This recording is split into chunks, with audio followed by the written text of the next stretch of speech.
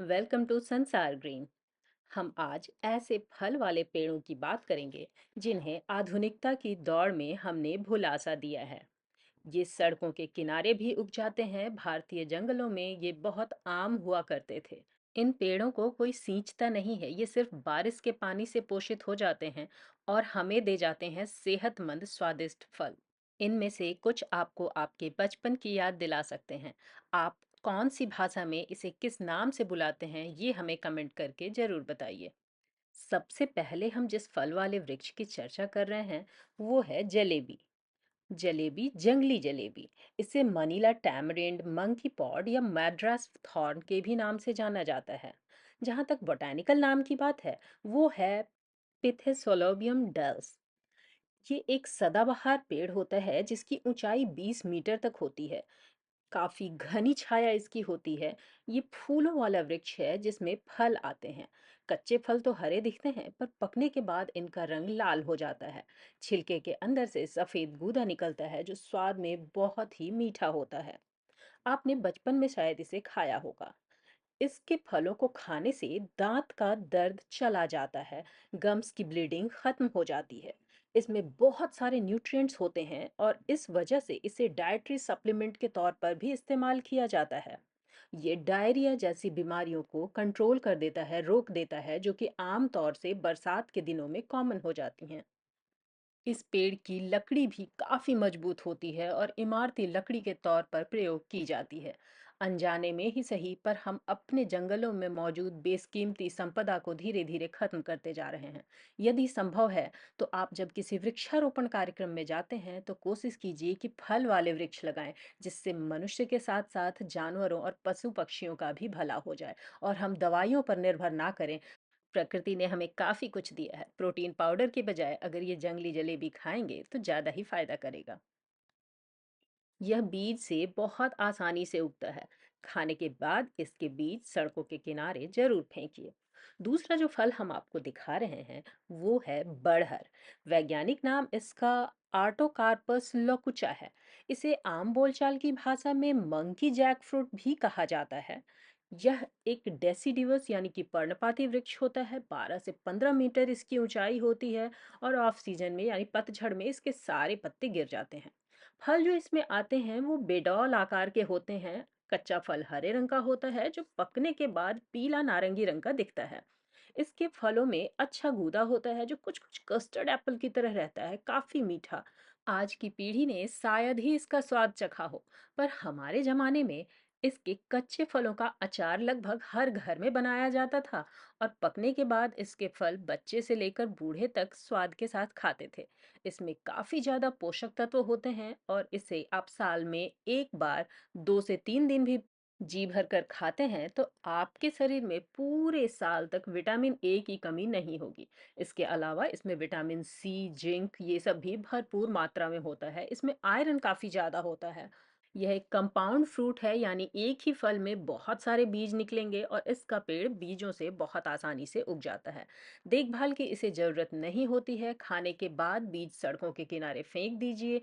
अनुकूल मौसम में बरसात के दिनों में इसके नन्हे पौधे उग आएंगे और दो चार पौधे तो अगली गर्मियों तक सरवाइव कर ही जाएंगे। जो अगला वृक्ष हम आपको बता रहे हैं वो सहजन या मोरिंगा का है। इसे ड्रम स्टिक भी कहा जाता है। ये बीज और कटिंग दोनों से ही लगता है। फास्टेस्ट ग्रोइंग प्लांट्स में से है।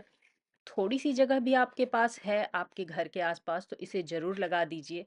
इससे सभी को फायदा होगा। इसके फल, पत्ते, बीज सभी एडिबल होते हैं और ये कई सारी बीमारियों को ठीक भी करता है। पता नहीं क्यों प्रकृति ने जब हमें सारी दवाइयाँ बहुत ही स्वादिष्ट तरीके से खाने के लिए उपलब्ध करा दी हैं, तो हम बाजार से दूसरी कड़वी दवाइयाँ खरीद कर क्यों खाते हैं? अपने आहार में प्रकृति के दिए हुए इन नायाब तोहफों को शामिल कीजिए। स्वस्थ रहिए और इनके पेड़ जरूर लगाइए। अपने आसपास और अपने पर्यावरण के प्रति आपके भी कुछ कर्तव्य हैं, उनका पालन जरूर कीजिए। एक और वृक्ष, कदम्ब का वृक्ष जो है, उसको भी आपको अपने आसपास जरूर लगाना चाहिए, सड़कों के किनारे लगाना चाहिए।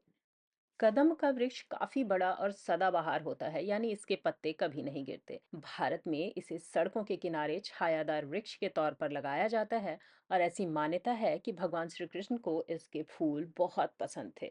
भगवान श्री कृष्ण की पूजा में इसके फूल चढ़ाए जाते हैं और कदम के फल खाए भी जाते हैं। इसके बहुत सारे औषधीय गुण हैं। मनुष्यों के साथ साथ ये पशु पक्षियों को भी बहुत पसंद आता है। इसकी अच्छी बात यह है कि इसका वृक्ष बहुत तेजी से बढ़ता है। एक और बड़ा वृक्ष होता है जिसे हनी ट्री या महुआ के नाम से जानते हैं। इसके फूल भी खाए जाते हैं और इसके बीज में से एक तेल निकलता है जो कि ईडिबल ऑयल होता है और उसे बहुत सारे दूसरे सौंदर्य प्रसाधनों को बनाने में भी उपयोग किया जाता है। महुआ का पेड़ ड्रॉट टॉलरेंट होता है। जहाँ तक इसके बोटैनिकल नाम की बात है वो है मधुका लॉन्गिफोलिया, पर इसे मूरा बटर ट्री या हनी ट्री या संस्कृत में तीक्ष्णा शार के नाम से भी जानते हैं। आप इसे किस नाम से बुलाते हैं हमें जरूर बताइएगा। इसको हनी ट्री या शहद का वृक्ष इसलिए कहते हैं क्योंकि इसके फूल जब झड़ते हैं तो वो शहद से भरे हुए होते हैं, काफी मीठे होते हैं। इनको सुखाकर किशमिश की तरह रखा जाता है और खाया जाता है। गांव में अपने आप में एक ट्री एक पूरे परिवार की इकोनॉमी चला सकता है। इसके फूल काफी सुगंधित होते हैं, बहुत ही न्यूट्रिशियस होते हैं। इसके बीज से तेल निकाला जाता है और इन बीजों से ही इसका पौधा भी उगता है। जहाँ तक महुआ की लकड़ी की बात है वो काफी मजबूत होती है और महुआ के पेड़ का मुख्य तना काफी मोटा होता है। इसीलिए आपको इसे जरूर लगाना चाहिए। अगला है कचनार या बुहुनिया। आप कहेंगे यह तो फ्लावरिंग ट्री है, फिर हम इसे फलों वाले वृक्ष की तरह क्यों बता रहे हैं। इसे कोयनार भी कहा जाता है। झारखंड में कोयनार का साग खूब खाया जाता है। कोयनार के फूलों की भी पकौड़ी और सब्जी बनाई जाती है। इसकी कलियां भी खाई जाती हैं। तो एडिबल तो हो ही गया ना। इसके पॉड में सीड्स आते हैं जिन बीजों से इसके पौधे बहुत आसानी से उगते हैं। और सबसे अच्छी बात है कि इसके रंगों की कई सारी विविधता मिल जाती है। यह भी एक ड्रॉट टॉलरेंट ट्री है जो सिर्फ बरसात के पानी के सहारे सैकड़ों सालों तक जिंदा रहता है और फ्लावरिंग देता रहता है। इसके फूल, पत्ते और फल खाकर इंसान पोषण प्राप्त करता है, छाया प्राप्त करता है और जानवर, चिड़ियों को आसरा और भोजन दोनों ही मिल जाता है। कटहल या जैक फ्रूट को तो आप पहचानते ही होंगे। इसका वृक्ष बहुत बड़ा होता है और इसलिए आप इसे गमले में लगाकर नहीं रख सकते हैं। तो अगर आप इसे सड़कों के किनारे लगाते हैं तो ये बहुत ही अच्छा होता है। फलों वाला वृक्ष है। आमतौर से इसके फल मुख्य तने या मोटे ब्रांचेस पर ही आते हैं। फल का आकार बहुत बड़ा, 10 किलो तक का हो सकता है या उससे भी बड़ा। आजकल कटहल शहरों में उपलब्ध तो हो जाता है, पर हमारी पीढ़ी के कितने बच्चों ने कटहल के वृक्ष देखे हैं। क्या हम उन्हें इनसे वंचित नहीं रख रहे हैं। अपनी सोसाइटी में, अपनी कम्युनिटी में, अपने अपार्टमेंट में अगर थोड़ी जगह है तो आप कटहल का पेड़ जरूर लगाइए। आप जो कटहल के फल खाते हैं उनसे जो बीज निकलता है उससे यह पौधा बहुत आसानी से उग जाता है। ये बहुत तेजी से बढ़ने वाला वृक्ष है और इससे सबको फायदा होगा। करौंदा की झाड़ियाँ ये भी ड्रॉट टॉलरेंट होती हैं।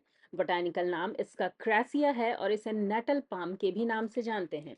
भारत में आमतौर से इसे करौंदा कहा जाता है। हमारे यहाँ जो चेरी मिलती है इसी का मुरब्बा होता है जिसे कलर डालकर, रंग डालकर लाल किया जाता है। इसकी झाड़ी कभी सूखती नहीं है, ड्रॉट टॉलरेंट होती है। बारिश में, बरसात के दिनों में एक दो दिन बारिश का पानी मिल जाए तो भी ये झाड़ियाँ हमेशा के लिए हरी रहती हैं। इसमें खूबसूरत फूल आते हैं जो जैस्मिन की तरह दिखते हैं और फ्रैग्रेंट होते हैं। कच्चा फल खट्टा स्वाद वाला होता है और इससे सफेद लैटेक्स निकलता है जो थोड़ा चिपचिपा होता है। लेकिन पकने के बाद यह खट्टी बेरी मीठी हो जाती है और इसके अंदर 3 से 4 पतले सीड्स होते हैं। इन बीजों से इसकी झाड़ी या इसका पौधा बहुत आसानी से उगता है। इसकी खाने के बाद आप इसके बीज अगर सड़कों के किनारे फेंकते हैं तो बरसात के दिन में इसके कुछ पौधे तो आसानी से उग ही आएंगे। आप अगर ज्यादा कुछ नहीं कर सकते तो नींबू तो हमारे हर घर में खाने में इस्तेमाल होता है। अगर आप नींबू के बीज सुखाकर रखते हैं और बरसात के दिनों में सड़कों के किनारे फेंक देते हैं तो इसके पौधे उग आएंगे। और ये ड्रॉट टॉलरेंट होता है। नींबू का पौधा आमतौर से सूखता नहीं है गर्मियों में भी। आपने इनमें से कौन-कौन से फल खाए हैं, हमें कमेंट करके ज़रूर बताइए। और अगर वीडियो आपको पसंद आती है, तो इसे लाइक और शेयर करना बिल्कुल मत भूलिए। Thank you for watching.